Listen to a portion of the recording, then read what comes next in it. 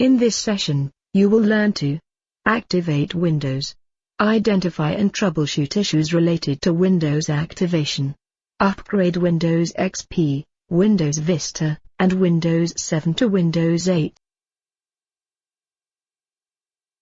Windows activation is the key aspect for every Windows installation. You can use the various tools and technologies to manage Windows activation and licensing.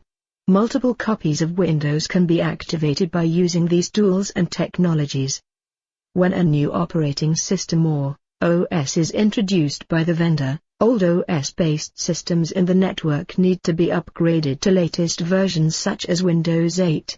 While upgrading a XP, Windows Vista, and Windows 7 machines to Windows 8, you need to retain the user settings of previous versions. For this you need to migrate or transfer user settings to another system or network SharePoint to the upgrade or clean installation. In an organization, the major challenge is to deploy a large number of computers in a short span of time. With Microsoft Volume Activation, a system administrator can activate Windows on multiple computers irrespective of the organization's size. Windows activation is done by centrally managing and protecting the product keys. There are two types of volume activation models: Multiple Activation Key, or MAK, and Key Management Service, or KMS. Using the Multiple Activation Key, or MAK activation model, you can activate Windows on a specific number of computers. The number of activations depends on the number of product keys stored in the activation pool. Using the Key Management Service, or KMS activation model, you can perform local activations for computers in a managed environment, without connecting computers to Microsoft individually.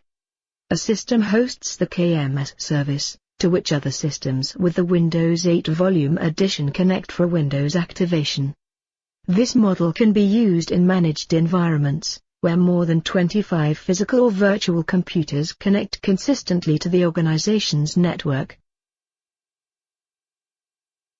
You can initiate the MAK activation requests by using Volume Activation Management Tool, or VAMT, included with Windows Assessment and Deployment Kit, or ADK. VAMT receives activation confirmation codes. These confirmation codes are redistributed to the systems that initiated the activation requests. You can manage and specify a group of computers by using VAMT based on various entities. These are Active Directory domain services, workgroup names, IP addresses, and computer names. VAMT version 2.0 enables different functionalities. These are MAK Independent Activation, MAK Proxy Activation, Activation Status, Remaining MAK Activations, XML Import or Export, Local Reactivation, Configure for KMS Activation.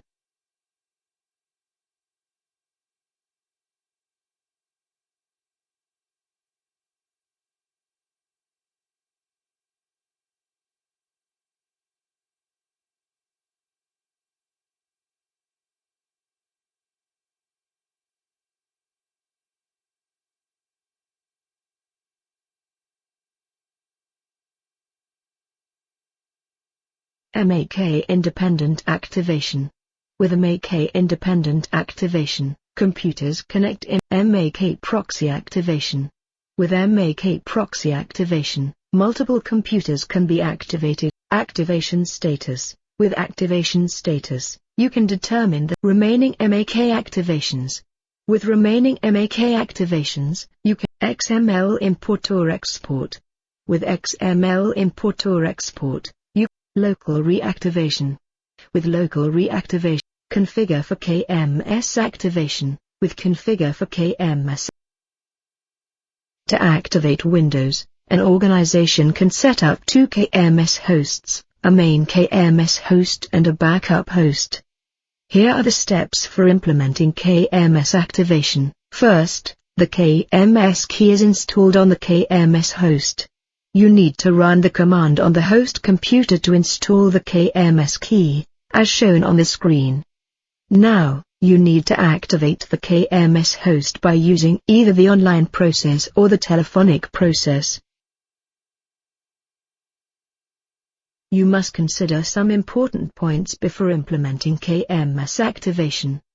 Client computers connect to the KMS host every 2 hours for activation. Client computers must renew their activation at least once every 180 days. Client computers renew their activation every 7 days after activation. The expiration is extended to 180 days after successful reactivation. Client computers connect to the KMS host for activation by using Remote Procedure Call, RPC, over the TCP/IP default port, 1688. The KMS host and clients must use volume license media.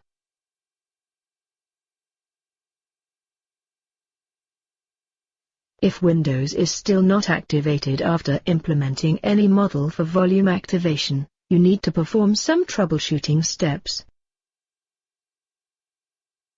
Troubleshooting steps related to MAK activation. Check for the message, Windows is activated, in the Windows 8 Welcome Center to verify the activation status. Check the availability of an internet connection. Contact the Microsoft Activation Call Center, if necessary, and check for any error message displayed on the screen.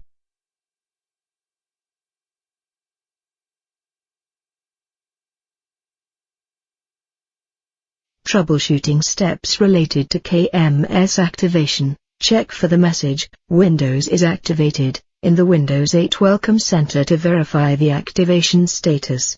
Ensure that DNS does not restrict dynamic updates and the KMS SRV record is present in DNS. Ensure that your routers do not block the TCP port, 1688. Verify that 25 physical or virtual clients are connected to the KMS host for activation.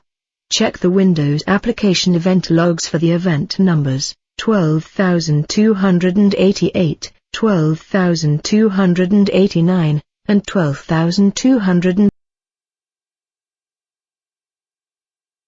The in-place upgrade installs Windows 8, and retains the user settings and applications in the new version of Windows. You can consider performing the in-place upgrade based on certain conditions.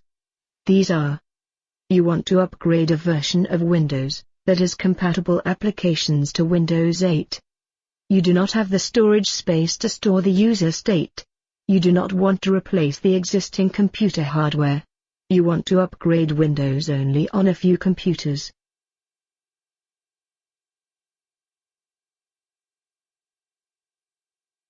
Now, let's see the advantages of Windows upgrade. You can retain the user and application settings. You can retain the installed applications. You can preserve the storage space as no extra storage space is required for the migration files. Upgrading to Windows 8 provides a simple setup process. Now, let's see the disadvantages of Windows upgrade. The applications in the previous version of Windows may not work correctly. The retained user settings may contribute to the performance and security issues. Windows upgrade can be done only on the supported operating systems. Windows upgrade does not allow for addition changes. The in-place upgrade provides various options for retaining the user settings and files on the previous version. These are: Windows settings. With this option, settings, such as desktop background, internet history, and internet favorites, are retained after the Windows upgrade. Personal files. With this option, all the files stored in the user folder are retained after the Windows upgrade. Applications. With this option, applications that are compatible with Windows 8 can be retained. Nothing. With this option, all the user settings and files are deleted from the computer and the current version of Windows is replaced by the copy of Windows 8. The options available for upgrading a version of Windows to Windows 8 depend on the version of Windows you are using. The first table shows the different data types that can be retained for different versions of Windows while upgrading to Windows 8. For Windows 7 applications, Windows settings and user accounts and files can be retained. For Windows Vista, Windows settings and user accounts and files can be retained. For Windows XP, only user accounts and files can be retained. The second table shows the possibility for upgrading a Windows version to a specific edition of Windows. The Windows 7 Starter, Windows 7 Home Basic, and Windows 7 Home Premium versions can be upgraded to Windows 8 and Windows 8 Pro. The Windows 7 Professional and Windows 7 Ultimate versions can be upgraded to Windows 8 Pro. The Windows 7 Professional and Windows 7 Enterprise versions can be upgraded to Windows 8 Enterprise. Now, let's see the steps involved in upgrading a Windows version to Windows 8. The first step is to evaluate. In this step, you evaluate the requirements for upgrading to Windows 8. Your computer specifications should match the specifications required for the Windows 8 installation. You also evaluate the compatibility of the installed applications to Windows 8. You can use the Windows Assessment and Deployment Kit to evaluate the compatibility of the applications. In addition, Application Compatibility Toolkit and Microsoft Assessment and Planning are used by organizations for the evaluation purpose. The second step is to backup. In this step, you transfer personal files and data to some media, such as a removable storage device, writable CD, or network shared folder. The third step is to upgrade. In this step, you run the Windows 8 installation program from the product DVD. If your computer supports the in-place upgrade to Windows 8, you can select Upgrade during the installation process. Make sure that your antivirus is disabled while performing an upgrade. The fourth step is to verify. In this step, you verify if all the applications and devices are functioning correctly after Windows has been successfully upgraded. The fifth step is to update. In this step, you check if there is any update available for Windows. Downloading and applying Windows updates protect against security threats and viruses. In this session, you learned that MAK and KMS are the two types of Microsoft Volume Activation models. You can manage and specify a group of computers by using VAMT based on the following entities: ADDS, workgroup names, IP addresses, computer names. Client computers connect to the KMS host every 2 hours for activation. Client computers must renew their activation at least once every 180 days. Client computers connect to the KMS host for activation by using RPC over the TCP, IP default port 1688. The in-place upgrade installs Windows 8 and retains the user settings and applications in the new version of